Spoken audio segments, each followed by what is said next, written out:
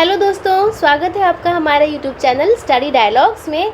ये हमारी video dedicated है बीपीएससी टीआरई पीआरटी टीचर्स के लिए जिनका भी एग्ज़ाम हुआ है 20 जुलाई को 1 to 5 के लिए। ठीक है, 20 जुलाई को इन बच्चों का एग्ज़ाम हुआ है। तो यहाँ पर हमारा छोटा सा प्रयास है कि हम जो भी उनका क्वेश्चन पेपर आया है उसकी एक डिटेल्ड एंड एक्सप्लेन्ड आंसर्स आप लोगों को बता सकें, जिससे कि आप लोग जो है अपने आंसर्स मैच कर सकें। और स्पेशली जीएस के, ठीक है ना, जनरल स्टडीज़ के लिए हमारा यहाँ पर फुल डेडिकेशन है। और हाँ, ये जो हमारी वीडियो है ऐसा नहीं है कि सिर्फ टीचर्स लोगों के लिए ही है, ये उन बच्चों के लिए भी है जिनके और भी एग्ज़ाम्स होने वाले हैं, जैसे कि बीपीएससी का खुद का जो मेन एग्ज़ाम होता है पीसीएस का, ठीक है ना, बाकी दरोगा का हो गया, ऑडिटर का हो गया, और भी बहुत सारे एग्ज़ाम्स हो गए। क्योंकि क्या होता है कि कई सारे क्वेश्चन जो होते हैं हमारे दूसरे एग्ज़ाम्स में से उठ के दूसरे एग्ज़ाम्स में आ जाते हैं, ऐसा कई बार हुआ है, ठीक है ना। जैसे कि यहाँ तक कि जैसे अदर स्टेट्स के होते हैं, जैसे कि असम के जो एग्ज़ाम जो हुए हैं उनमें से कई क्वेश्चन हमारे बिहार में आए हैं, या जो झारखंड के हुए हैं वो दूसरे स्टेट्स में आ गए हैं। तो हमारा मेन पर्पज़ क्या होता है कि हमें मैक्सिमम जितने क्वेश्चंस हो सके उनकी प्रैक्टिस हमें कर लेनी चाहिए, ठीक है। तो ये टीचर्स के लिए तो है ही, बाकी और बच्चों के लिए भी है कि हाँ, हमें हमारे जो जीएस के कंसेप्ट हैं और हमारे आजकल के जो आने वाले करंट अफेयर्स हैं हमें यहाँ पर कितना आता है, एक हमारा छोटा सा टेस्ट भी हो जाता है, ठीक है। तो मेरी रिक्वेस्ट यही है कि टीचर्स जो हैं वो तो अपना यहाँ पे एक्सप्लेनेशन देखें ही, प्लस जो बाकी बच्चे हैं जो अदर एग्ज़ाम्स आने वाले एग्ज़ाम्स की प्रिपरेशन कर रहे हैं वो भी इन वाले क्वेश्चंस को अच्छे से देख लें, जिससे कि जब यही सेम क्वेश्चंस उठकर उनके एग्ज़ाम में आए तो उन्हें कोई ज़्यादा परेशानी ना हो, ठीक है। तो चलिए वीडियो को लाइक ज़रूर करिए और चैनल को सब्सक्राइब ज़रूर करिए, ठीक है। और इसको स्किप बिल्कुल नहीं करना, पूरा एक्सप्लेनेशन सुनना है अच्छे से। चलो तो अब देख लेते हैं कि यहाँ पर जो हमारा एग्ज़ाम हुआ है 20 जुलाई को, उसमें जीएस के जो हमारे क्वेश्चंस हैं वो कैसे कैसे हैं और उनका आंसर क्या है। देखो, पहला क्वेश्चन यहाँ पर क्या है, which country space agency have allowed private companies to conduct tours of the international space station. यहाँ पर पूछा है कि कौन कौन सी कंट्रीज़ ऐसी हैं जिन्होंने कि प्राइवेट कंपनीज़ को अलाउ कर दिया है स्पेस एजेंसी के रूप में कि वो इंटरनेशनल स्पेस स्टेशन पर अपने टूर्स को कर सकती हैं। तो इसका जो आंसर है वो है टर्की, स्वीडन और इटली, ठीक है, ये इसका सही आंसर है। अब देखो सेकंड क्वेश्चन देख लेते हैं। सेकंड क्वेश्चन जो है वो क्या आता है, वो है साइलेंट वैली। अब देखो साइलेंट वैली तो काफ़ी इजी है, ये तो एकदम बिल्कुल फैक्चुअल क्वेश्चन है साइलेंट वैली का। तो साइलेंट वैली केरला में ही है, इसमें तो कोई ऐसा कन्फ्यूज़न यहाँ पर नहीं होता, ठीक है। चलिए अगला देख लेते हैं। अब है कि बंकिम चंद्र चटर्जी, हिस्ट्री से है ये वाला क्वेश्चन। बंकिम चंद्र चटर्जी का जो नॉवल था आनंद मठ, वो कब पब्लिश हुआ था? तो ये पब्लिश हुआ था 1882 में, ठीक है। इसमें भी कोई कन्फ्यूज़न नहीं है, 1882 में हुआ था है, ठीक है, 1882 में हुआ था। अब है sonar technique is use to determine. अब देखो, एक होती है रडार टेक्निक, होती है सोनार टेक्निक। तो यहाँ पर सोनार टेक्निक की बात करी गई है। तो ये जो है किस किस चीज़ में यूज़फुल होती है? क्या ये अंडर वाटर हिल्स को लोकेट करने में मतलब कि जो पानी के नीचे, से मानो ये पानी है, अब पानी के नीचे जो भी पहाड़ होंगे, है ना, पहाड़ होंगे, छोटे पठार हैं, जो भी हैं, क्या उनको लोकेट करने के लिए यूज़ करी जाती है, या फिर जितनी इस पानी की डेप्थ है उसको जानने के लिए करी जाती है, या बड़े बड़े आइसबर्ग हो गए उनको जानने के लिए, है ना, गहराई को, आइसबर्ग को और पानी की जो पहाड़ियाँ हैं उनको। तो यहाँ पर देखिए सभी ये पूरी जो टेक्निक है, जब भी हमारे जो उसके अंदर जो व्हीकल्स वगैरह चलते हैं, शिप्स चलते हैं बड़े बड़े, ठीक है ना, तो ये उनके टाइम पर ये चलते हुए यूज़ करा जाता है। तो यहाँ पर ये सारा ही आएगा, यहाँ पर डी आएगा। चलिए अब है pollutant responsible for acid rain. देखो बहुत मोस्ट कॉमन टॉपिक है ये एसिड रेन का। तो यहाँ पर carbon dioxide, sulphur dioxide, water vapours ये दे रखा है, लेकिन मेनली अगर हम बात करें तो यहाँ पर सल्फर डाइऑक्साइड, ठीक है ना, सल्फर ऑक्साइड्स अगर हम देखें तो सल्फर ऑक्साइड्स आता है और नाइट्रोजन के ऑक्साइड्स। तो सल्फर ऑक्साइड अगर है तो डाइऑक्साइड हमारा अपने आप हो गया, ये वाला आंसर आ गया हमारा, ठीक है ना। अब ये वाले नहीं आएंगे यहाँ पर, ठीक है, तो इसलिए आंसर हमारा यही हो जाएगा, सल्फर डाइऑक्साइड हो जाएगा। क्योंकि एसिड रेन में मेनली हमारे क्या होते हैं, सल्फर के ऑक्साइड्स होते हैं और नाइट्रोजन के ऑक्साइड होते हैं विद वाटर, ऑक्सीजन और दूसरे केमिकल्स होते हैं जो कि एटमॉस्फेयर में रिलीज़ हो जाते हैं। ठीक है ना, उससे रिएक्शन करके एसिड रेंज होती है वो नीचे की तरफ आती है। ठीक है, ये एक्सप्लेनेशन के साथ हम आपको बता रहे हैं, जिससे कि एक लॉजिक के साथ हम अपने क्वेश्चंस को सॉल्व कर रहे हैं। ठीक है, चलिए अब है atmosphere receive most of its energy from. अब देखो यहाँ पर क्या पूछा है कि जो हमारा जो पृथ्वी का जो एटमॉस्फेयर है, जो हमारी पृथ्वी है, हमारी जो अर्थ है ना, हमारा जो अर्थ का जो वातावरण है, चारों तरफ क्या होता है, हमारे एटमॉस्फेयर होता है, तो वो एटमॉस्फेयर का अपनी मोस्ट ऑफ द एनर्जी कहाँ से रिसीव करता है। तो देखो मेन सोर्स ऑफ एनर्जी जो है ना हमारी पृथ्वी पर, तो वो सन ही माना जाता है, तो इसीलिए इसका आंसर सन ही आएगा। सन ही पृथ्वी को गर्म करता है, और पृथ्वी यानी कि सूरज जो है वो पृथ्वी को गर्म करता है, और यहीं से लॉन्ग वेव रेडिएशन आकर बाद में टकराकर हमारे एटमॉस्फेयर को गर्म करती है। तो यहाँ पर है मोस्ट ऑफ इट्स एनर्जी, तो हम यहाँ पर सन को मानेंगे, और बाकी आयोग देखते हैं क्या मानता है। ठीक है, चलिए आगे और देख लेते हैं। अब है हमारा अगला है tungsten is used in which of the following. देखो यहाँ टंगस्टन के बारे में बात करी गई है कि टंगस्टन कहाँ कहाँ पर यूज़ होता है, मेटल एक्सट्रैक्शन में, इंसुलेटर में, इलेक्ट्रिक बल्ब में, कहाँ पर होता है। तो हमने मेनली कई बार अपने जब एग्ज़ाम्स की हम प्रिपरेशन करते हैं तो हम इलेक्ट्रिक बल्ब ही पढ़ते हैं यहाँ पर, तो इसका इलेक्ट्रिक बल्ब ही आंसर आएगा। ठीक है, अब एक है मैच ऑफ द फॉलोइंग का, इसमें क्या है, which of the following national park. यहाँ पर पूछा है नॉट करेक्टली मैच, मतलब हमें गलत वाला बताना है। ठीक है, अब देखो गिंडी नेशनल पार्क तमिलनाडु में है, जी हाँ है। अब है बालपक्रम मेघालय में है, जी हाँ मेघालय में ही है। लेकिन भगवान महावीर ये बिहार में नहीं है, ये आएगा, ये गोवा में आएगा। ठीक है, तो अब गलत पूछा है तो ये गलत हो गया, और यही वाला हमारा आंसर भी हो गया। ठीक है, अब यहाँ पर ना थोड़ा सा कन्फ्यूज़न हो जाता है बच्चों को कि करेक्टली मैच या फिर नॉट करेक्टली मैच, तो हमें ये वाली बातें ध्यान रखनी होती हैं।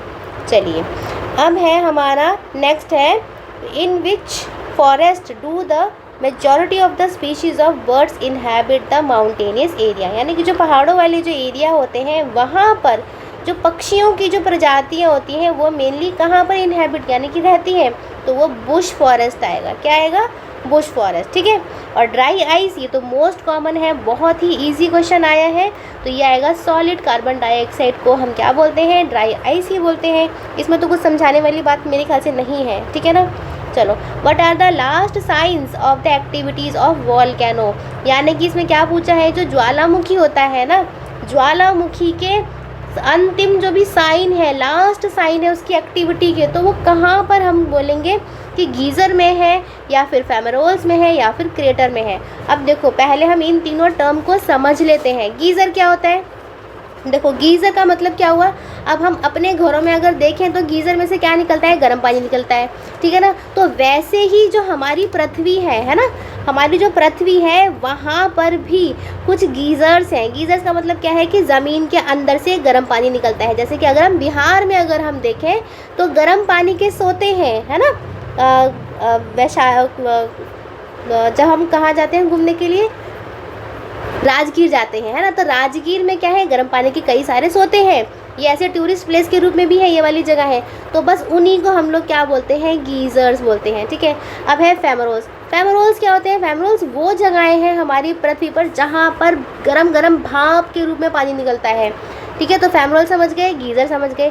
अब क्रेटर क्या होता है, क्रेटर क्या होता है कि जैसे कि कोई ज्वालामुखी मानो फटा, ठीक है, अब वो फटने के बाद, ठीक है, जब वो ठंडा हो गया तो उसके अंदर यहाँ पर एक गड्ढा सा हो जाता है, वो बंद हो जाता है, तो उसको बोलते हैं क्रेटर। तो अब यहाँ पर है कि वोल्केनो की लास्ट साइन, उसकी एक्टिविटी का लास्ट साइन कौन सा है, तो देखो गीज़र और फेमरोल में तो हमें ये दिख रहा है कि यहाँ पर कुछ एक्टिविटी चल रही है, तो हमारे ख्याल से तो ये दोनों नहीं आएगा क्योंकि यहाँ पर एक्टिविटी चल रही है। और क्रेटर में क्या है कि ज्वालामुखी यहाँ से नीचे से मैग्मा गया, ये फूटा, ठंडा हुआ और यहाँ पर क्या हो गया, सिर्फ गड्ढा हो गया, तो यही आएगा लास्ट साइन। और अगर हम इसको थोड़ा और टाइम दें इसी क्रेटर को, तो यहाँ पर क्रेटर की लेक्स बन जाती हैं, यानी जब बारिश होती है ना तो इन्हीं क्रेटर्स में क्या भर जाता है, पानी भर जाता है, तो ये क्रेटर लेक का रूप ले लेती हैं। तो सबसे अंतिम जो साइन आएगा वो क्रेटर का ही आएगा। और ये जो वोल्केनो का टॉपिक है हमने पहले ही पढ़ा रखा है अपनी वीडियोज़ में, NCERTs की वीडियोज़ आप देखिए कितने एक्सप्लेन्ड तरीके से हमने अच्छे से कवर करवा रखी हैं। सेम ऐसे ही क्वेश्चन हमने अपनी एनसीईआरटी क्लास 6 में भी करवा रखे हैं। इनमें से कई सारे क्वेश्चंस वो आ रखे हैं जो हमने अपने 8 एमसीक्यूज़ में करवाए हैं, अपनी एनसीईआरटीज़ में करवाए हैं, ठीक है। तो आप चाहें तो उन वाली वीडियोस को भी सीरीज़ को ज्वाइन कर सकते हैं। चलिए अब आगे देख लेते हैं। आगे है हमारा क्वेश्चन है, Congress socialist party was formed in. देखो, कांग्रेस सोशलिस्ट पार्टी कब बनी थी? जून में बनी, मई में बनी, जुलाई में बनी, 1934। तीनों हमें 1934 ही दे रखे हैं, ठीक है। लेकिन इसमें से कोई आंसर नहीं है। सही आंसर जो है वो है अक्टूबर 1934 है। तो नन ऑफ द अबव इसका आंसर आ जाएगा, क्योंकि यहाँ पर एक कॉन्फ्रेंस हुई थी मुंबई में, अक्टूबर में हुई थी, ठीक है ना। तो बस यही इसका आंसर है। तो अक्टूबर वाला मंथ यहाँ पर इसका सही है।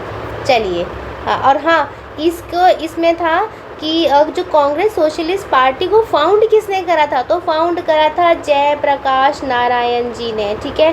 और ऐसे ही सारे क्वेश्चंस हमने अपनी हिस्ट्री में स्पेसिफिकली बिहार के लिए कवर करवा रखे हैं। बिहार की पूरी स्पेशल सीरीज़ हमने करवा रखी है, तो यहाँ पर आप जाकर ज्वाइन कर सकते हैं। चलिए, तो यहाँ पर हम फाउंडर की बात कर रहे थे, तो फाउंड करा था जयप्रकाश नारायण जी ने करा था, राम मनोहर लोहिया ने करा था और आचार्य नरेंद्र देव ने, ठीक है। ये 3 नाम मेन है इसमें। चलिए और देख लेते हैं। अब है अगला question, type of mirror used in vehicles see the traffic on the rear side. अब देखो, जो हमारे जो व्हीकल्स होते हैं, स्कूटर, कार, बाइक, है ना, तो उसमें क्या होता है, एक मिरर लगा होता है जिससे कि हमें पीछे की साइड का दिख सके, है ना। ऐसे लगा होता है, एक शीशा लगा होता है ना, जहाँ पर जो आगे जो चलाने वाला जो इंसान होता है वो उस मिरर में देखकर पीछे आने वाले ट्रैफिक का अंदाज़ा लगाता है उस शीशे में देखकर, ठीक है ना। तो अब ये पूछ रहे हैं कि जो शीशा है वो कौन सा हमारा मिरर है, कौन सा शीशा है वो? तो क्या वो कॉन्वेक्स, कॉनकेव है, कॉन्वेक्स है या प्लेन है? तो इसका आंसर होता है कॉन्वेक्स। और कॉन्वेक्स मिरर क्या होता है? देखो, यहाँ पर मिरर और लेंस से कंफ्यूज नहीं होना, यहाँ पर मिरर की बात करी गई है। मिरर में हमेशा क्या होता है कि यहाँ पर एक पेंट होता है, ठीक है ना। क्या होता है यहाँ पर, दूसरी तरफ यहाँ पर पॉलिश हो रखी होती है, और यहाँ पर जो होता है एक इधर वाला साइड जहाँ से मेनली रिफ्लेक्शन होता है, वहाँ पर ये रिफ्लेक्शन होता है। तो ये जो साइड है, जो यहाँ पर उठी हुई साइड है, उसको हम बोलेंगे कॉन्वेक्स। तो बस यही वाला मिरर जो है वो हमारे कार, स्कूटर, बाइक्स, इन सब में लगा होता है। तो आंसर आ गया इसका, कॉन्वेक्स आ गया। चलिए आगे देख लेते हैं अगला क्वेश्चन। अब ये है, who was the militant peasant leader of Bihar. तो यहाँ पर क्या पूछा है? मिलिटेंट पीजेंट लीडर पूछे हैं, कहाँ के? बिहार के पूछे हैं। तो यहाँ पर जो सही आंसर है वो आएगा स्वामी सहजानंद सरस्वती जी, ठीक है। ये मेनली क्या थे? किसानों के ही क्या थे? नेता थे। ये हमने हिस्ट्री में कराया है अपनी, जो हमारी बीपीएससी की स्पेशल सीरीज़ है, बिहार की स्पेशल सीरीज़ है ना हिस्ट्री की, जो हमने अभी करवाई है, ये हमने सारे क्वेश्चंस उसमें करवा रखे हैं, अच्छे से करवा रखे हैं। चलिए अगला देख लेते हैं। अब है फूड चेन की बात है यहाँ पर। तो फूड चेन में क्या पूछा है? ये क्वेश्चन कहता है कि इन food chain insectivorous plant trophic level is. अब देखो, यहाँ पर इंसेक्टिवोरस प्लांट के बारे में पूछा है। इंसेक्टिवोरस प्लांट क्या होते हैं? पहली बात तो ये हो गया, इंसेक्टिवोरस प्लांट्स वो वाले पौधे या पेड़ होते हैं जो कि कीड़े खाते हैं, ठीक है। क्या खाते हैं? कीड़े खाते हैं। अब कीड़े क्यों खाते हैं? ये कीड़ों को पकड़ लेते हैं, कंज्यूम कर लेते हैं। क्यों? क्योंकि इन वाले पौधों के अंदर ये ऐसे एनवायरनमेंट में रहते हैं कि इनके अंदर नाइट्रोजन की कमी रहती है। तो अपनी नाइट्रोजन की कमी को पूरा करने के लिए ये क्या करते हैं? इंसेक्ट्स को फीड कर लेते हैं, इंसेक्ट्स को खाते हैं, ठीक है। अब देखो, अब यहाँ पर आंसर, ये जो क्वेश्चन है बहुत ज़्यादा कंफ्यूजिंग क्वेश्चन है ये। देखो यहाँ क्या पूछा है? पहली बात तो है कि ये इस क्वेश्चन में प्लांट पूछा है। अब इंसेक्टिवोरस प्लांट है, तो जितने भी प्लांट होते हैं तो वो फोटोसिंथेसिस से अपना खाना बनाते हैं। प्लांट मतलब पौधे हो गए, ठीक है ना। तो ये क्या करते हैं? फोटोसिंथेसिस यानी प्रकाश संश्लेषण से अपना खाना बनाते हैं इस प्रक्रिया से। तो हमारे पौधे मेनली क्या होते हैं? प्रोड्यूसर होते हैं, ठीक है ना। क्या हो गए? क्योंकि उन्होंने खाना बनाया, ग्रीन कलर के होते हैं, सबको ऑक्सीजन देते हैं, और बाकी एनिमल्स इनमें क्या आके खाते हैं। फिर जो है ना, बाकी जो एनिमल्स, जानवर होते हैं वो उनको खाते हैं। तो मेन प्रोड्यूसर कौन हो गए? हमारे प्लांट हो गए। तो अगर हम इसे एक प्लांट के उससे देखें, नज़रिए से देखें, तो यहाँ पर प्रोड्यूसर आंसर आएगा। लेकिन अगर हम देखें कि ये प्लांट ऐसा प्लांट है जो कि कीड़ों को खा रहा है, यानी कि कार्निवोरस वाला काम कर रहा है, ये मांस खाने वाला काम कर रहा है, तो उस लिहाजे से अगर हम देखें तो ये सेकेंडरी कंज्यूमर हो जाएगा। तो मतलब हमारे दोनों ही क्वेश्चन यहाँ पर क्या हो गए? ऑप्शन यहाँ पर हमारे सही हो गए। अब 2 ऑप्शन सही होने पर हमारा सही आंसर क्या आ जाएगा? डी आ जाएगा, मोर देन 1, ठीक है। अब देखो ये एक्सप्लेनेशन हमारी तरफ से है और बाकी आयोग क्या कहता है वो बाद में देखा जाएगा, ठीक है। चलिए अगला देख लेते हैं।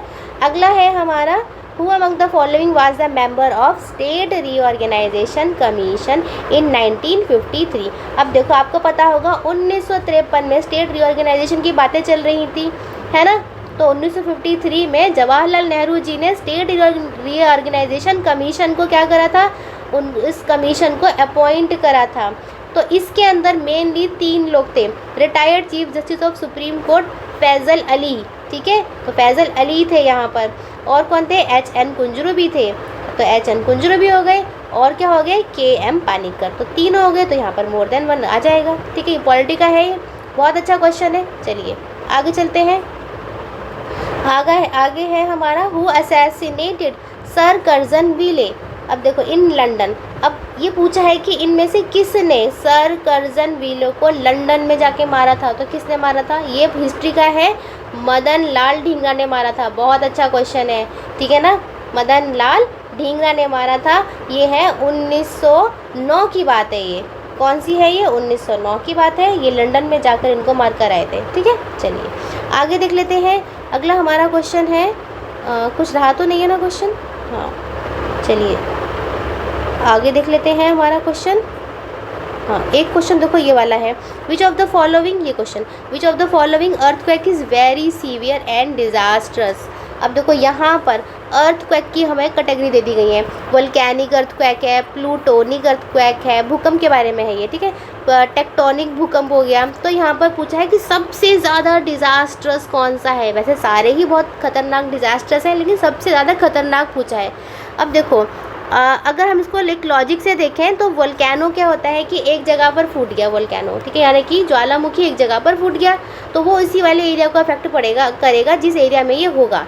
प्लूटोनिक को देखें तो प्लूटोनिक का मतलब होता है जो कि हमारी जो पृथ्वी है ना, जो हमारी पृथ्वी है उसकी जो लेयर्स हैं, है ना, उसके अंदर यहाँ पर प्लूटोनिक अर्थक्वेक आते हैं, यानी परत के अंदर की बात हो रही है, परत के अंदर आ गया तो यहाँ पर भी ज़्यादा इफेक्ट नहीं पड़ेगा बाहर वाले लोगों को, ठीक है। थर्ड आता है टेक्टोनिक अर्थक्वेक। टेक्टोनिक का मतलब क्या है, टेक्टोनिक प्लेट्स की बात हो रही है यहाँ पर, ठीक है ना। अब यहाँ पर टेक्टोनिक प्लेट है, प्लेट्स बहुत बड़ी बड़ी होती हैं। अब प्लेट का यहाँ पर मूवमेंट होता है, बड़ी बड़ी प्लेटें जो होती है ना, ये बड़ी बड़ी प्लेटें ये हिलती हैं, एक दूसरे में घर्षण करती हैं और ज़ोरदार तरीके से बहुत बड़े बड़े एरियाज़ में क्या लेकर आती हैं, ये भूकंप लेकर आती हैं। और यहाँ तक कि ये नेचुरल डिज़ास्टर इस तरह का भयंकर होता है कि सुनामी में ये सुनामी भी लेकर आती हैं ये, ठीक है। सुनामी भी आ सकती है, लैंडस्लाइड आ सकती है और जो एरिया अफेक्ट होगा वो बहुत ज़्यादा बड़ा होगा, ठीक है। पानी में आएगा तो सुनामी आ जाएगी, लैंडस्लाइड आ जाएगी और बाहर जो एरिया होगा वो बड़ा होगा। तो हमारी तरफ से जो इसका आंसर है वो टेक्टोनिक अर्थक्वेक है। चलिए आगे चलते हैं। अगला हमारा है INSAT 3DS launch from Sriharikota on 18 फरवरी।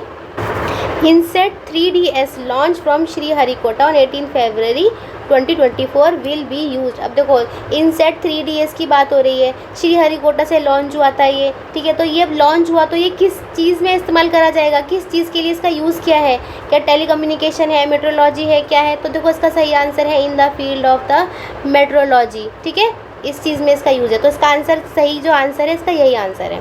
चलिए आगे चलते हैं। आगे है हमारा क्वेश्चन 54 हो गया ये, है ना। तो अब हमने ये वाले कर लिए हैं, 58 देख लेते हैं यहाँ से।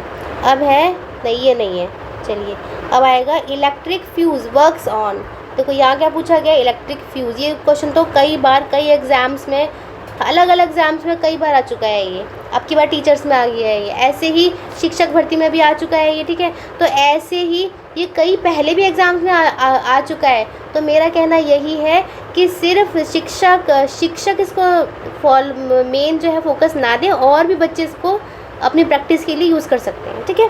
अब देखो इलेक्ट्रिक फ्यूज़ की बात हो रही है, तो इलेक्ट्रिक फ्यूज़ जो हमारे घरों में लगा होता है उसकी बात है ये।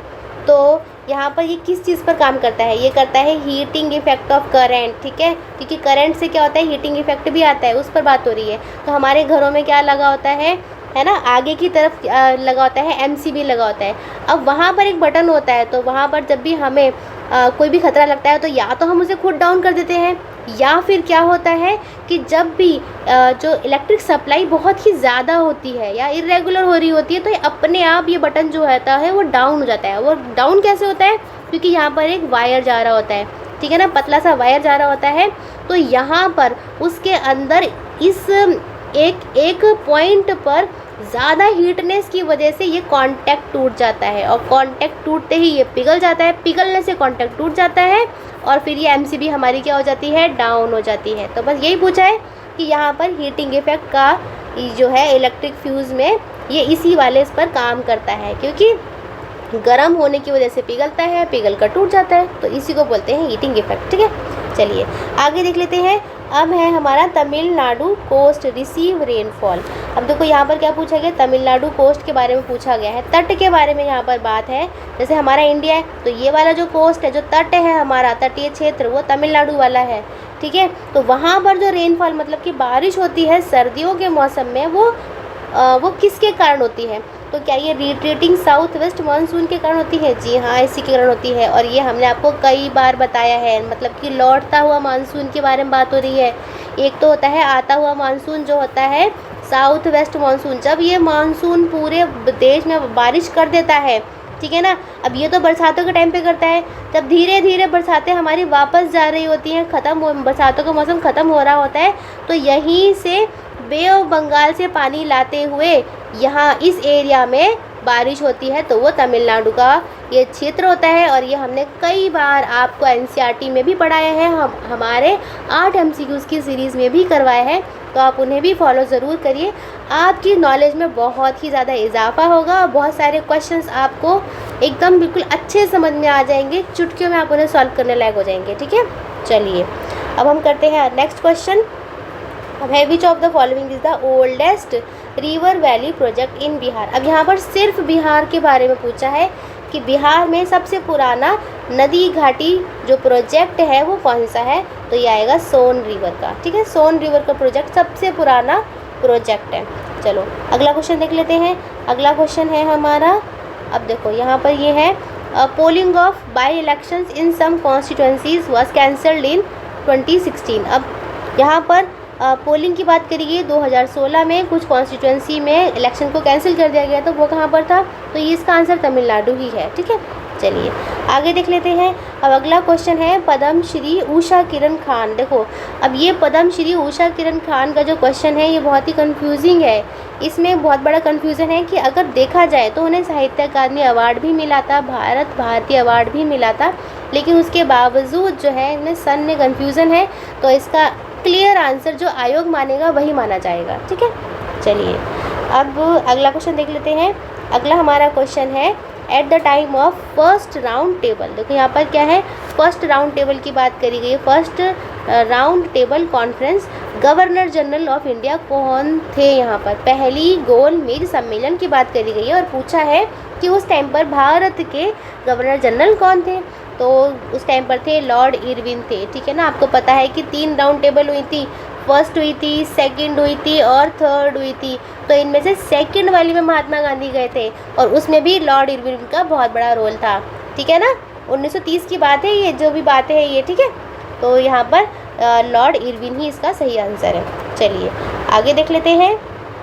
आगे है हमारा क्वेश्चन है आगे, विच of the following is not an endocrine gland. यहाँ पर भी नॉट पूछा है, यानी कि गलत वाला ऑप्शन हमें बताना है।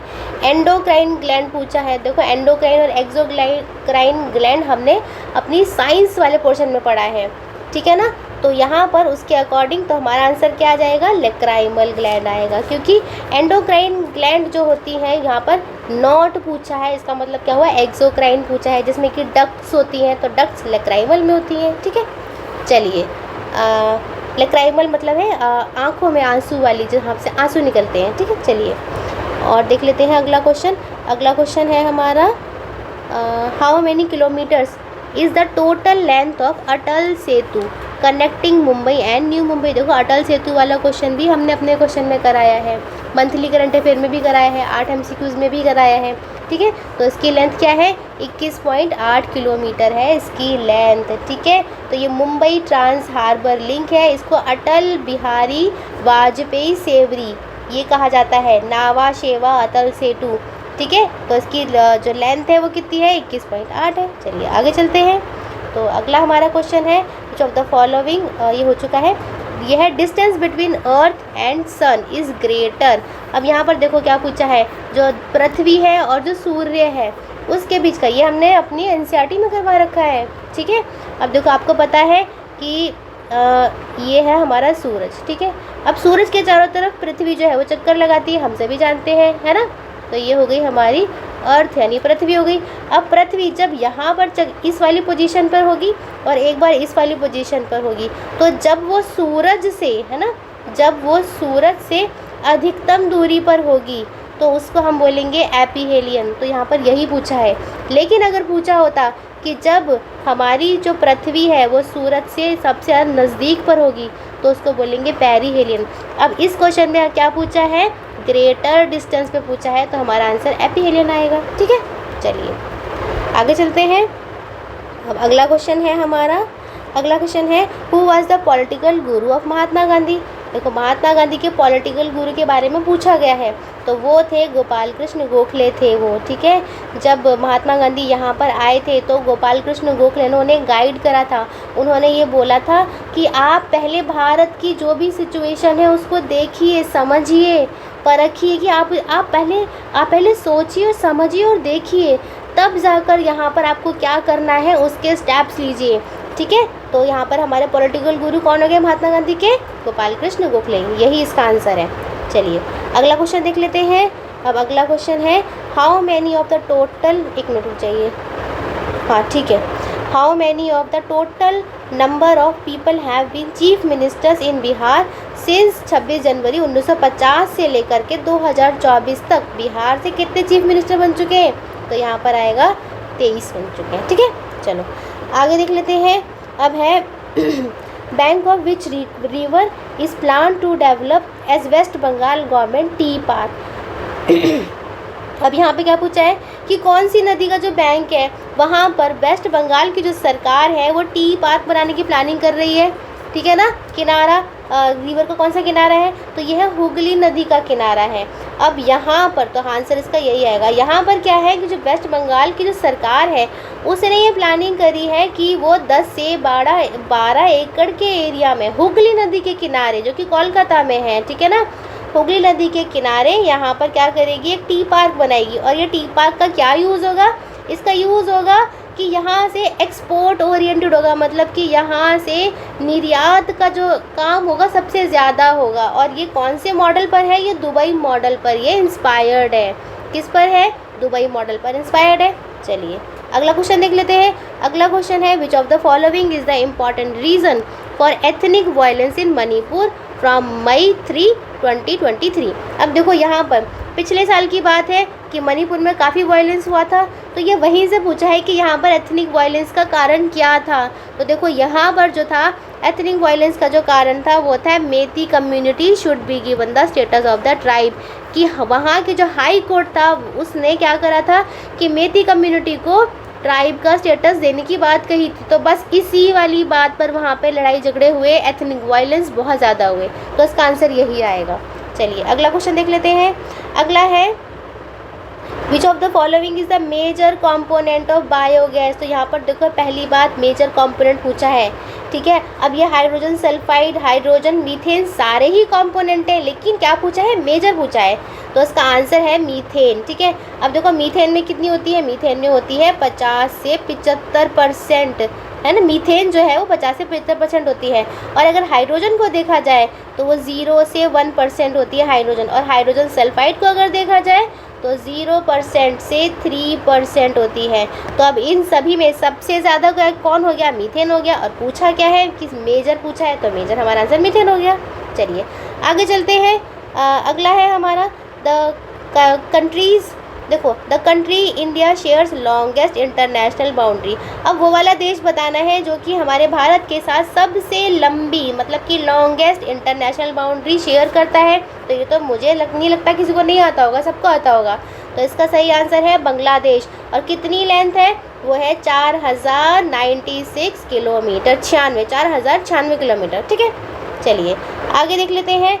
अब आगे है prime minister Lal Bahadur Shastri faced which of the following issues challenges the basic values and goals of the Indian nation. Prime minister Lal Bahadur Shastri के बारे में पूछा गया है कि उन्होंने कौन कौन से चैलेंजेस फेस किए थे। तो देखिए, उन्होंने shortage of food for social and economic transformation ये भी फेस किया था, anti Hindi agitation in the south ये भी फेस किया था, और वार विद पाकिस्तान के साथ जो युद्ध हुआ था ये भी फेस किया था। तो यहाँ पर सारे आएंगे, डी आंसर आ जाएगा। ठीक है, चलिए अगला देख लेते हैं। अगला हमारा क्वेश्चन है, in Bihar which of the following facts have been revealed by Bihar caste survey. देखो, बिहार का कास्ट सर्वे हुआ है 2023 में। अब ये पूछा है कि कौन कौन से फैक्ट्स वहाँ पर सामने आए हैं। तो यहाँ पर भी सारे ही फैक्ट्स सामने आए हैं। अपर कास्ट का ये, बैकवर्ड का 63 और SC और ST का 21%। ठीक है, चलिए आगे देख लेते हैं। अगला क्वेश्चन है, SPMs are use for tracking air quality and for regulating air pollution. तो यहाँ पर SPM का फुल फॉर्म पूछिए। तो SPM की फुल फॉर्म क्या है? सस्पेंडेड पार्टिकुलेट मैटर है। ठीक है, सस्पेंडेड पार्टिकुलेट मैटर है। ये क्या होते हैं? छोटे छोटे माइन्यूट पार्टिकल्स होते हैं जो कि लिक्विड में प्रेजेंट होते हैं या फिर सॉलिड में प्रेजेंट होते हैं। ठीक है ना, ये वाटर के साथ मिक्स नहीं होते, तो इसीलिए सस्पेंडेड इसका नाम है। चलिए आगे देख लेते हैं अगला क्वेश्चन। अगला है, iron pillar wonder of ancient Indian metallurgy is situated in. तो यहाँ पर आयरन पिलर की बात करी गई है। तो आयरन पिलर जो है ये इसका आंसर है दिल्ली। ठीक है, अब देखो यहाँ पर ये आयरन पिलर जो है ना, ये 7 पॉइंट मतलब कि लोह के स्तंभ की बात करी गई, जो कि दिल्ली में है, महरौली में है, कुतुब मीनार के कॉम्प्लेक्स में है, उसकी बात करी गई है। और ये कब बना था? ये बना था चंद्रगुप्त सेकंड के टाइम पर। ठीक है, चंद्रगुप्त सेकंड के टाइम पर ये बना था। ठीक है, 7.21 मीटर्स की इसकी हाइट है। चलिए अगला क्वेश्चन देख लेते हैं। अगला है हमारा, famous Indian national army trial. अब देखो, इंडियन नेशनल आर्मी ट्रायल है, हिस्ट्री में हमने पढ़ रखा है। तो ये कहाँ पर हुआ था? ये रेड फोर्ट में हुआ था। अब पूछा है, इसमें सन पूछा है कि कौन से सन में हुआ था ये। ठीक है, तो ये हुआ था लाल किले पर। रेड फोर्ट मतलब लाल किले पर हुआ था, 1945 में हुआ था। ठीक है, नवंबर 1945 में हुआ था। और यहाँ पर जो थे मेन 3 लोग थे, वो 3 लोग कौन कौन से थे? एक थे SN खान, एक थे PK सहगल, ठीक है, और एक थे GS ढिल्लन। ठीक है, GS ढिल्लन, ये 3 लोग थे, मेनली थे।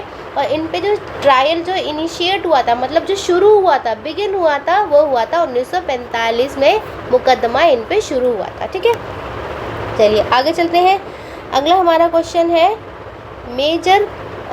The major and top source of oxygen in the atmosphere. अब देखो, हमारे यहाँ पर एटमॉस्फेयर यानी वातावरण की बात हो रही है, और ये पूछा है कि वहाँ पर जो हमारी ऑक्सीजन है उसका मेजर सोर्स क्या है। तो उसका मेजर सोर्स होता है फोटोसिंथेसिस बाय ओशियनिक प्लांट, मतलब कि जो समुद्री जो पेड़ पौधे होते हैं उनके द्वारा किया गया प्रकाश संश्लेषण, यही मेजर सोर्स होता है। यही साइंटिस्ट लोगों ने एस्टिमेट लगाया है कि हमारी जो पृथ्वी है, जो अर्थ है, उस पर आधी से ज़्यादा जो ऑक्सीजन होती है वो समुद्र के ही पेड़ पौधों से आती है, प्लैंकटन से आती है, एल्गा से आती है। इन पर होने वाले फोटोसिंथेसिस यानी प्रकाश संश्लेषण से आती है। ठीक है, चलिए अगला देख लेते हैं। अब है, देखो, ये है which of the following constitute a food chain. यहाँ फूड चेन की बात हो रही है। फूड चेन हम सब ने पढ़ी है। तो फूड चेन का यहाँ पर जो सही जो आंसर है वो है ग्रास, डियर और टाइगर। यानी कि ग्रास मतलब घास, घास को किसने खा लिया? घास को खाने आया हिरन, यानी कि डियर खाने आया। और डियर को किसने खा लिया? उसको खा लिया टाइगर ने। तो एक तरह की पूरी क्या बन गई?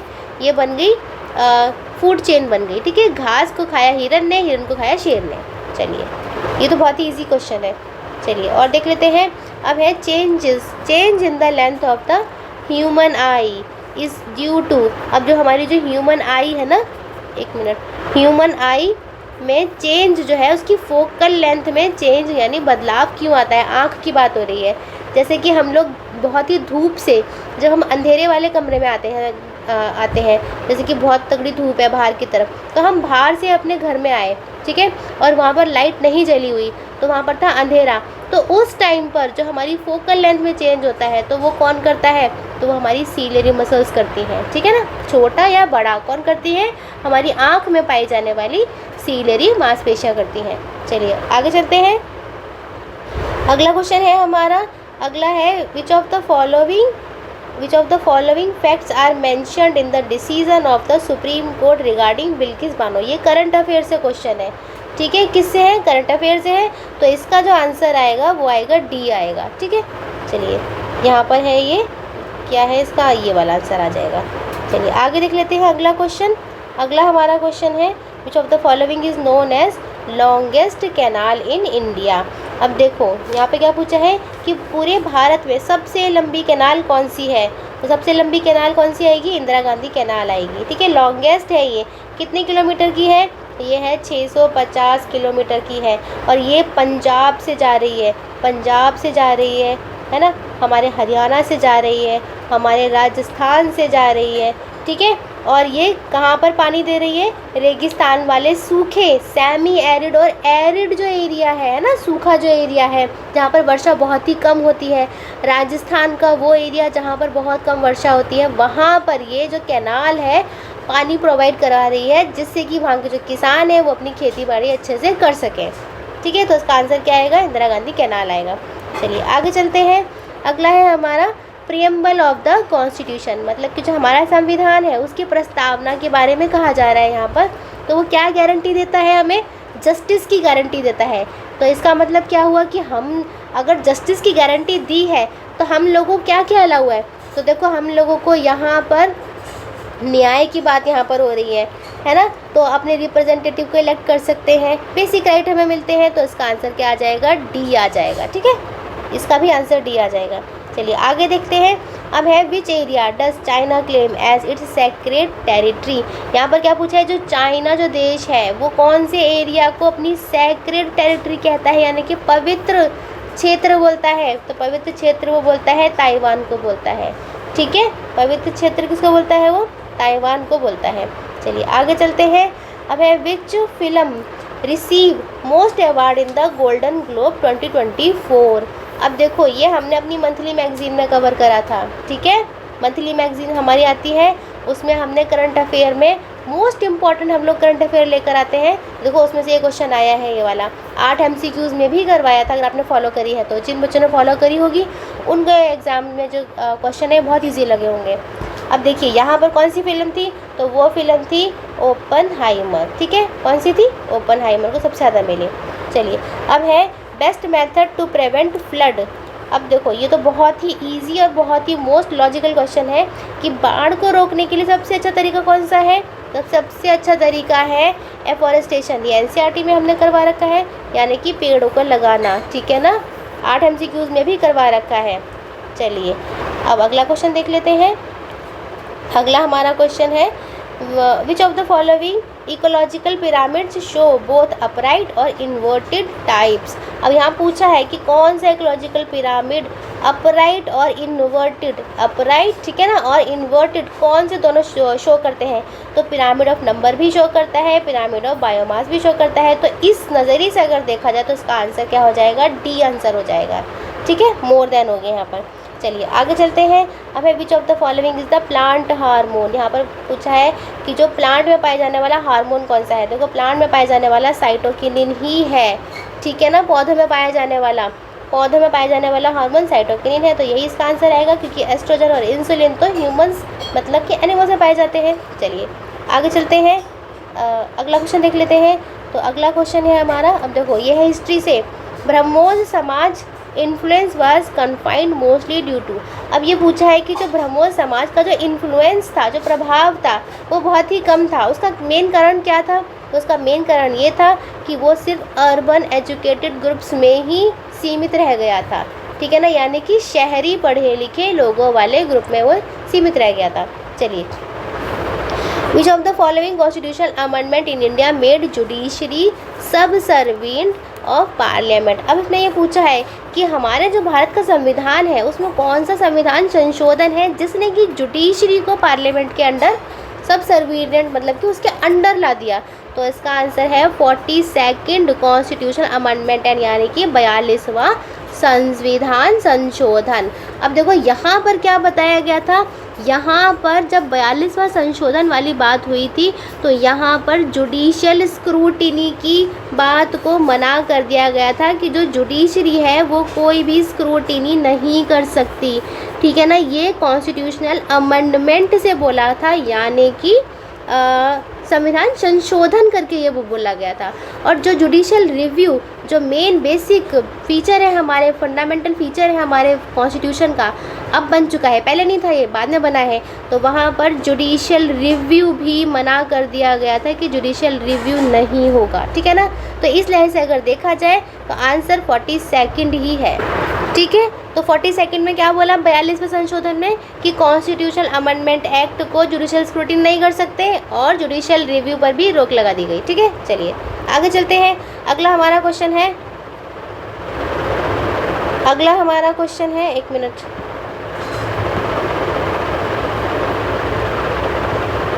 हाँ एक मिनट रुकिए, हाँ ये रहा देखो, ये है फूड चेन का। इन food chain which trophic level has the highest energy level. यहाँ पर क्या पूछा है कि फूड चेन में अगर देखा जाए तो कौन सा जो ट्रॉफिक लेवल है वहाँ पर हाईएस्ट एनर्जी लेवल होता है। तो हमेशा प्रोड्यूसर में ही होता है। प्रोड्यूसर कौन से होते हैं, जो कि प्लांट होते हैं, फोटोसिंथेसिस होते हैं, जो कि खाना बनाते हैं, पौधे होते हैं, तो प्रोड्यूसर ही आएगा यहाँ। तो सिंपल है ये तो, ठीक है। आगे देख लेते हैं। आगे है ऑपरेशन बर्गा। ऑपरेशन बर्गा के बारे में बात करी गई है।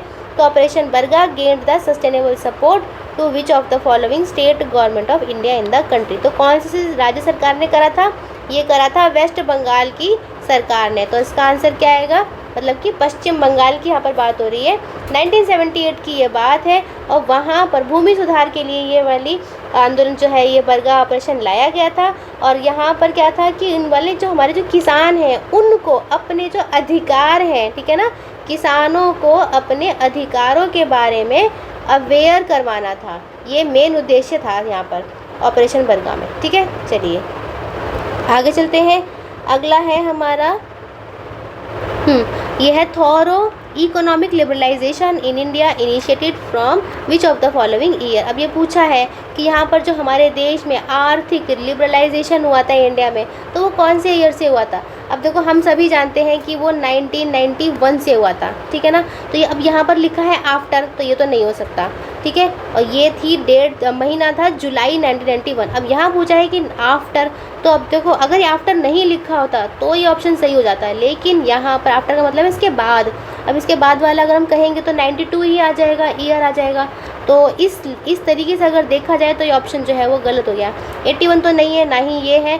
तो ये जुलाई 1991 होने की वजह से इसका जो आंसर है ये सारे हमारे गलत हो गए और ये आ गया नन ऑफ द अबव आ गया। क्यों? क्योंकि वो जो मंथ था वो जुलाई 1991 का महीना था, ठीक है ना, जहाँ पर फाइनेंस मिनिस्टर मनमोहन सिंह थे और जो हमारे प्रधानमंत्री थे वो कौन थे, वो थे PV नरसिम्हा राव थे, ठीक है। चलिए आगे चलते हैं। अब है which of the following is a warm blooded animals. यहाँ पर क्या पूछा है, वार्म ब्लडेड एनिमल्स के बारे में पूछा गया है। तो क्या टोड है, फिश है, क्रोकोडाइल है। अब देखो वार्म ब्लडेड एनिमल्स और कोल्ड ब्लडेड एनिमल्स दो तरह के होते हैं। तो वार्म के एग्जांपल, सबसे अच्छे एग्जांपल तो हम ह्यूमंस ही हैं वार्म ब्लडेड में, और होते हैं बर्ड्स होते हैं जिसको एप्स बोलते हैं, ठीक है ना। तो ये जो सारे जो एग्जांपल हैं ये वाले, ये हो गए कोल्ड ब्लडेड के। तो उससे हमारा आंसर क्या हो गया, ये हो गया हमारा ई, नन ऑफ द अबव, ठीक है, कोई भी नहीं है इनमें से। चलिए अब अगला क्वेश्चन है हमारा relationship between algae and fungi in lichens. अब लाइकन्स के बीच में रिलेशनशिप है एल्गा और फंगाई में, तो उससे हम म्यूचुअलिज्म ही बोलते हैं। ये तो बहुत ही ईजी क्वेश्चन है। चलिए आगे चलते हैं। अब है who founded Indian National Congress in 1885। अब देखो यहाँ पर पूछा है हु फाउंडेड, जो इंडियन नेशनल कांग्रेस की बात करी गई है 1885 की। वैसे अगर मेनली एक पर्सन के बारे में पूछा जाए तो A.O. ह्यूम थे वो, ठीक है, A.O. ह्यूम थे। लेकिन उनके साथ और लोग भी थे जैसे कि सुरेंद्रनाथ बनर्जी हो गए, दादा बनौरोजी हो गए। तो उससे हम हमारा जो आंसर आएगा वो आएगा more than one of the above, D answer आ जाएगा। चलिए आगे देख लेते हैं। अब है which of the following, which one of the north eastern state of India has the highest concentration of tribal population. यहाँ पूछा है कि ट्राइबल पॉपुलेशन का सबसे ज़्यादा घनत्व जो है जनजाति का, मतलब जनजाति पॉपुलेशन का, है ना, पूर्वोत्तर राज्यों में सबसे ज़्यादा घनत्व कहाँ पर है, तो वो है मिज़ोरम में है। परसेंटेज वाइज अगर देखा जाए तो मिज़ोरम है इसका आंसर, ठीक है। चलिए आगे देख लेते हैं। अब है joint military exercise by India and Japan. देखो ये क्वेश्चन हमने ना अपने 8 MCQs में भी कराया था, मंथली करंट अफेयर में भी करवाया था। तो ये हुई थी महाजन एरिया ऑफ राजस्थान में करा गया था, फरवरी में हुआ था, 2024 में हुआ था। तो इसका आंसर है धर्म गार्जियन 2024। ठीक है, चलिए अब आगे है हु रेजिस्टेड। पहले ये कर लेते हैं, व्हाट आर द कैरेक्टर्स। देखिए यहाँ क्या पूछा है कि characters that make a plant hydrophyte, या हाइड्रोफाइट प्लांट के कैरेक्टर्स पूछे गए हैं। तो यहाँ पर जो है मैकेनिकल टिश्यू भी होता है और एरेनकाइमा, तो इसका आंसर डी आ जाएगा। ठीक है, चलिए आगे चलते हैं। आगे है हमारा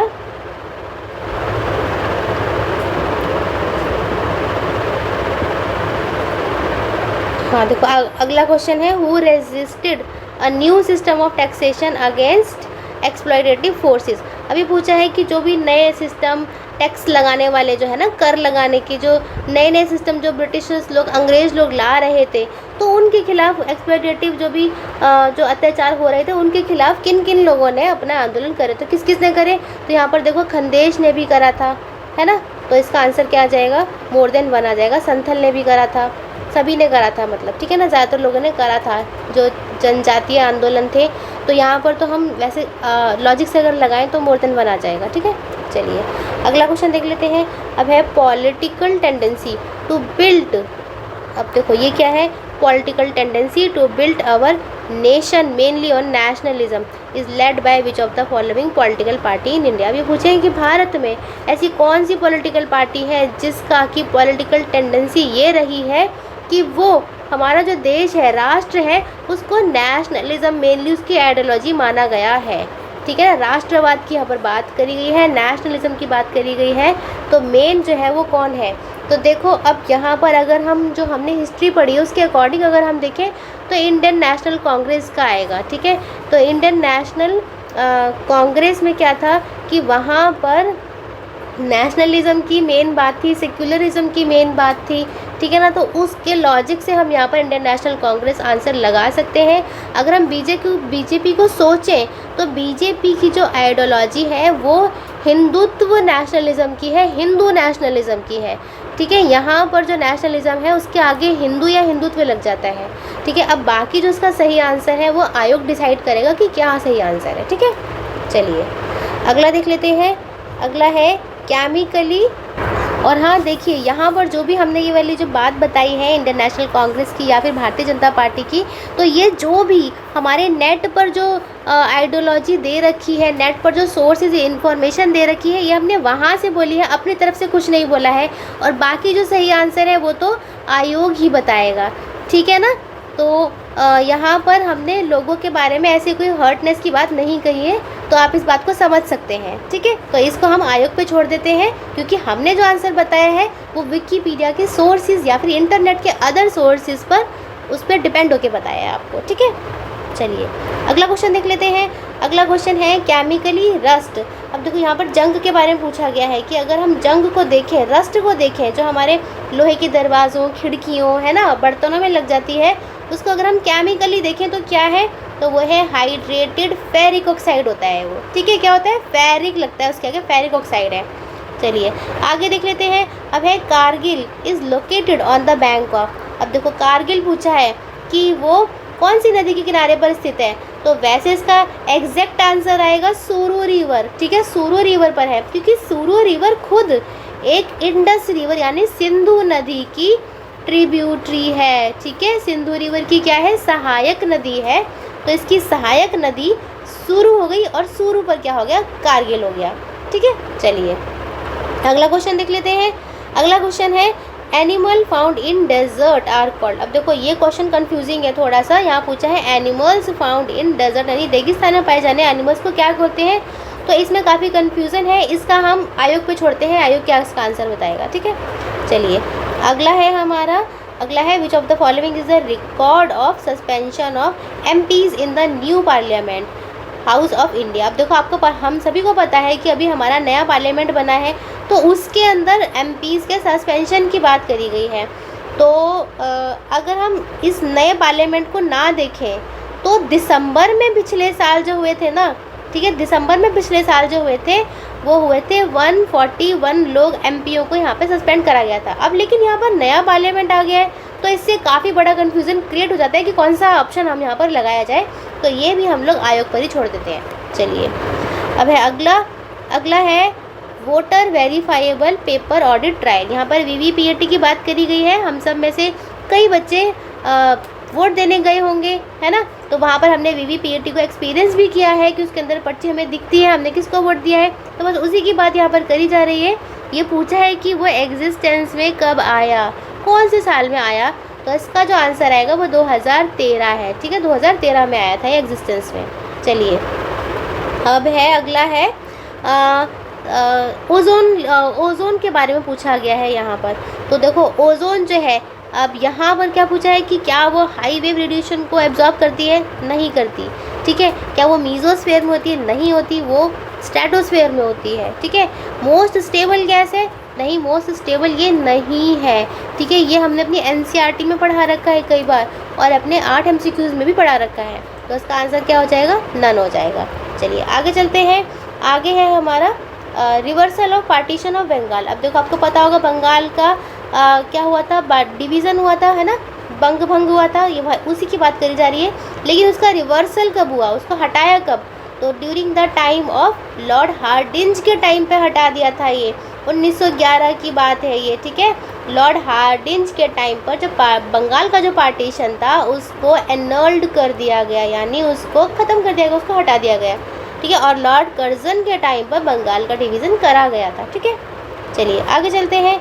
अगला क्वेश्चन है which bridge was inaugurated by prime minister Narendra Modi on February 2024 to connect Dwarka in the gulf of Kutch. ये भी हमने अपने 8 एमसीक्यूज और करंट अफेयर में करवाया था, तो इसका सही आंसर है सुदर्शन ब्रिज। ठीक है, सुदर्शन ब्रिज है इंडिया का लॉन्गेस्ट है ये, लॉन्गेस्ट, लेकिन कौन सा वाला लॉन्गेस्ट है, केबल स्टेड, यानी कि तारों पर खड़ा हुआ ब्रिज है ये। ठीक है, और इसकी लेंथ हम देखें तो क्या आएगी, 2.32 किलोमीटर आएगी। ये अरेबियन सी पर, कौन से, अरब सागर पर। ठीक है, अरेबियन सी पर। चलिए अगला देख लेते हैं। अगला है ग्रासलैंड। अब यहाँ पर घास के मैदानों की बात करी गई है। ग्रासलैंड जहाँ पर कि स्कैटर्ड ट्री, यानी छितरे पेड़ पौधे होते हैं, ये हमने अपनी एनसीईआरटी में पढ़ाया था, है ना। जिन बच्चों ने पढ़ा है उनको बहुत ही अच्छे से समझ में आया होगा और बहुत ही इजी रहा होगा इनके लिए क्वेश्चन पेपर। तो यहाँ पर हमारा आंसर आएगा सवाना ग्रासलैंड्स होते हैं ये। ठीक है, रेन फॉरेस्ट तो बहुत घने जंगल होते हैं, ये सवाना ग्रासलैंड्स होते हैं। ठीक है, चलिए आगे है हमारा अगला क्वेश्चन है हमारा which was the main centre of activities of Wahhabis in Bihar. देखो ये हमने अपनी बिहार स्पेशल में जो भी हिस्ट्री करवाई है, 3 वीडियोस दिए हैं अभी हमने, है ना, 1, 2 और 3 वीडियोस दिए हैं। उसमें पूरी हिस्ट्री को हमने 1 लाइनर में कवर करवाया है। इम्पॉर्टेंट एमसीक्यूज़ है, वो 1 लाइनर तो है ही, लेकिन वो 1 लाइनर किस चीज़ के हैं, इम्पॉर्टेंट क्वेश्चंस के ही 1 लाइनर हमने बना कर दिए हैं। 3 वीडियोज़ हैं छोटी छोटी, उसमें पूरी बिहार की स्पेशल हिस्ट्री करवाई है। तो वहाँ पर हमने ये करवाया है कि बिहार में अगर देखा जाए तो वहाँ भी इसका मेन सेंटर कौन सा था, पटना था। ठीक है, चलिए आगे देखते हैं। आगे है हमारा विथ रेफरेंस, हाँ यह है with reference to India and its relation with the neighbours. अगर हम भारत के बारे में देखें और भारत के अपने पड़ोसी देशों से संबंध के बारे में देखें तो कौन सी स्टेटमेंट जो है वो सही है। ठीक है, तो यहाँ पर आएगा, यहाँ पर भी डी आएगा, यहाँ पर जो है हमारी स्टेटमेंट्स सही है, ये मोर देन 1 है। चलिए आगे चलते हैं। अगला है हमारा हाँ ये हो गया हमारा। चलिए अब है ये है हमारा अर्थ डे सेलिब्रेटेड।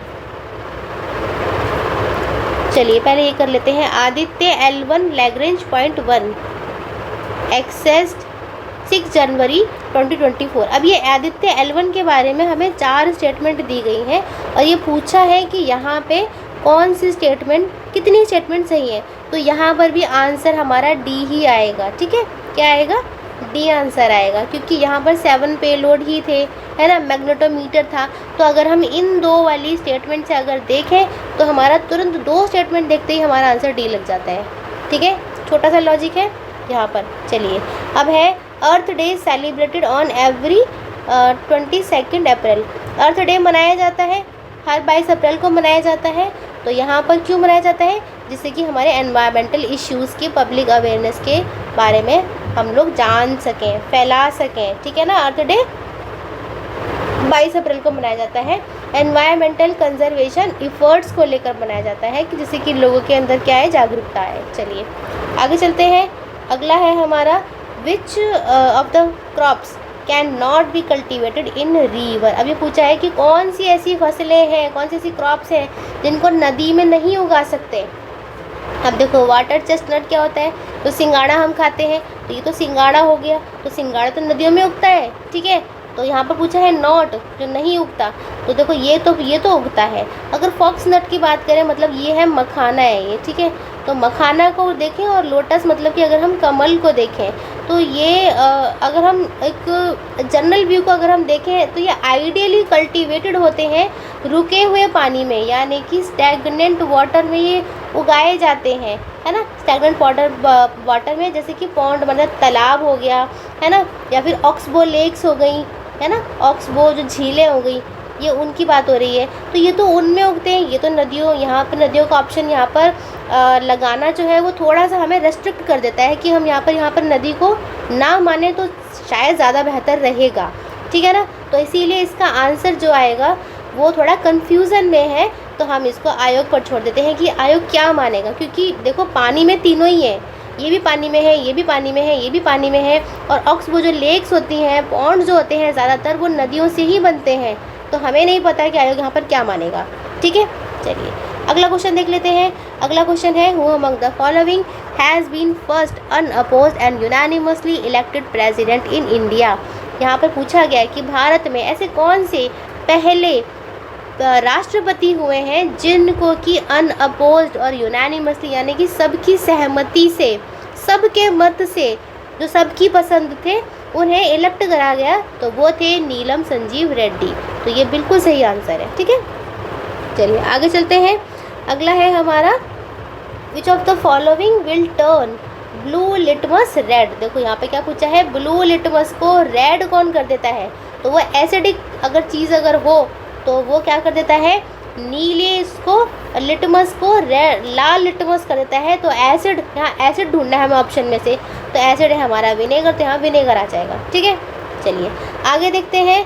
तो ये है which of the following sequence of Himalayan range from south to north is correct. अब यहाँ पर क्या पूछा है, आपको पता है ये है नॉर्थ और ये है साउथ, यानी कि यहाँ पूछा है कि दक्षिण से उत्तर की ओर चलते हुए, अगर हम दक्षिण से उत्तर की ओर चलें तो हिमालय की कौन सी रेंज है? तो वो देखो यहाँ सबसे दक्षिण में आती है पीर पंजल रेंज आती है, उसके बाद आती है जस्कर आती है, ठीक है। कौन सी आती है? जस्कर। फिर आती है लद्दाख और फिर आती है काराकोरम, ठीक है। ये हमने एनसीईआरटी में पढ़ाया है आपको, ठीक है। चलिए तो इसका आंसर कौन सा आ जाएगा? इसका आंसर आ जाएगा सी, पीर पंजल, जस्कर, लद्दाख और काराकोरम। क्योंकि हम कहाँ से कहाँ तक चले? हम चले हैं दक्षिण से उत्तर की ओर चले हैं, तो दक्षिण से उत्तर की ओर जाएंगे तो यही सीक्वेंस आएगा। चलिए अगला है हमारा नेशनल पार्क की बात हो रही है। तो देखो नेशनल पार्क में प्रोटेक्शन किसको दिया जाता है? पूरे इकोसिस्टम को ही दिया जाता है। ऐसा नहीं है किसी पेड़ों को या फिर सिर्फ पौधों को, ऐसा नहीं होता, पूरे इकोसिस्टम को दिया जाता है। ये भी हमने अपनी एनसीईआरटी में ही कवर किया है, ठीक है। चलिए अब आगे देख लेते हैं। आगे है हमारा ये वाला question, which of the following is the source of renewable energy. यहाँ पर कौन सी एनर्जी पूछी गई है जिसको हम दोबारा से रिन्यू कर सकते हैं, ऐसी एनर्जी, ठीक है ना। यानी कि नवीकरणीय ऊर्जा की बात करी गई है। तो नवीकरणीय ऊर्जा क्या कोल है? नहीं है। अगर कोल होता तो आज को हमें इतनी चिंताएं होती कि कोयला को खर्च मत करो, कोयला को यूज़ करना बंद कर दो, ये भंडार जो है वो ख़त्म हो जाएगा, है ना। और ऐसे ही हम बातें पेट्रोलियम के बारे में करते हैं, तो देखो ये तो नहीं है, और ना ही न्यूक्लियर फ्यूल भी ऐसा है। तो यहाँ पे रिन्यूएबल एनर्जी कोई नहीं है, तो आएगा नन ऑफ द अबव। और ये सब हमने अपने कहाँ करा रखा है? 8 MCQs में करा रखा है। चलिए आगे चलते हैं। अब है who among the following was the prime minister of India when 73rd and 74th amendments of the constitution came into existence. तो यहाँ पे 73वां और 74वां जो संविधान संशोधन की बात करी गई है, तो उस टाइम पर कौन थे हमारे देश के प्रधानमंत्री? तो वो PV नरसिम्हा राव ही थे, ठीक है। कौन थे? PV नरसिम्हा राव थे। तो बिल्कुल सही है ये वाला आंसर। चलिए आगे देख लेते हैं।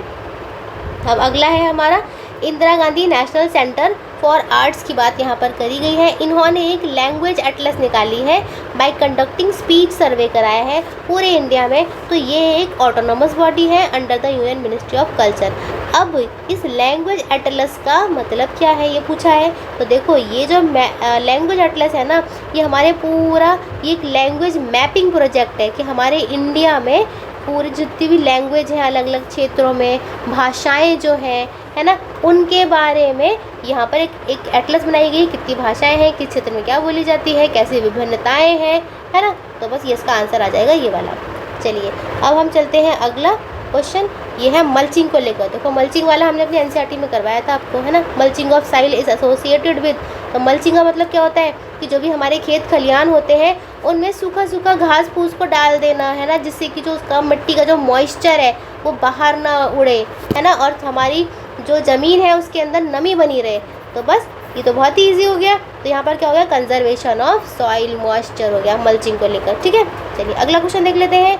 अगला है हमारा what is true for phylum echinodermata. अब एकिनोडर्मेटा के बारे में बात करा गया है यहाँ पर। तो यहाँ पर तीनों ही सही है, ट्राइप्लोब्लास्टिक है, कोइलम में कैविटी होती है, ठीक है, फ्री लिविंग मेरीन एनिमल्स हैं, वाटर ड्रिवन ट्यूब सिस्टम होता है। तो यहाँ पर डी आ जाएगा। ठीक है, चलिए आगे चलते हैं। अब है IST इंडियन स्टैंडर्ड टाइम, ये भी हमने अपनी एनसीईआरटी में पढ़ाया है आपको। ठीक है, IST के बारे में। तो यहाँ पर क्या है कि हम IST को अगर देखें तो इंडिया जो है ग्रीनविच मेन टाइम से कितना आगे है, ग्रीनविच मीन टाइम से कितना आगे है, तो 5.5 घंटे आगे है। एनसीईआरटी में बहुत सारे क्वेश्चंस इस वाले एग्ज़ाम में आए हैं और एनसीईआरटी बेसिक्स होती है, तो आप सबको एनसीईआरटी ज़रूर पढ़नी चाहिए, डिटेल में भी पढ़िए और पढ़ने के बाद जो उसके MCQs होते हैं वो भी सुनिए, अच्छे से सुनिए, क्योंकि उसके बाद आपके अंदर खुद के अंदर एक लॉजिक डेवलप हो जाता है जो कि आप यूज़ करते हो अपने एग्ज़ाम देते हुए। ठीक है, तो एनसीईआरटी बहुत ज़्यादा असेंशियल है, इसको इग्नोर नहीं कर सकते हैं। चलिए आगे देख लेते हैं। अब है which of the following states of India maximum teak forest की बात कही गई है। तो हमारे भारत का कौन सा राज्य है जहाँ पर मैक्सिमम टीक फॉरेस्ट पाए जाते हैं, तो ये है मध्य प्रदेश। तो इसका आंसर आ जाएगा मध्य प्रदेश। ठीक है, तो ये था हमारा एनालिसिस था। कई क्वेश्चंस हमने एग्जैक्ट एनालाइज आपको दिया है, निकाले हैं, लेकिन कई क्वेश्चंस ऐसे हैं जहाँ पर कन्फ्यूज़न है, जहाँ पर आयोग डिसाइड करेगा। ठीक है ना, क्योंकि आयोग हर बार करता भी है, सारे क्वेश्चंस नहीं माने जाते हैं, आयोग अपना फाइनल डिसीजन बाद में देता है। ठीक है, तो ये हमारा छोटा सा प्रयास था कि आपको एक एक्सप्लेनेशन भी दे दिया जाए और आपको जिससे कि समझ में भी आ जाए और आपको जो एक जनरल स्कोर है वो आप अपना पता लगा सकें। ठीक है, तो चलिए मिलते हैं अगली वीडियो में। और आपको कोई भी अगर प्रॉब्लम है, डाउट है, हमें कमेंट करके बताइए। हमारी वीडियो को शेयर भी कीजिए, अपने दोस्तों के साथ शेयर कीजिए, लाइक ज़रूर कीजिए और चैनल को सब्सक्राइब भी कीजिए। चलिए मिलते हैं अगली वीडियो में। Happy learning.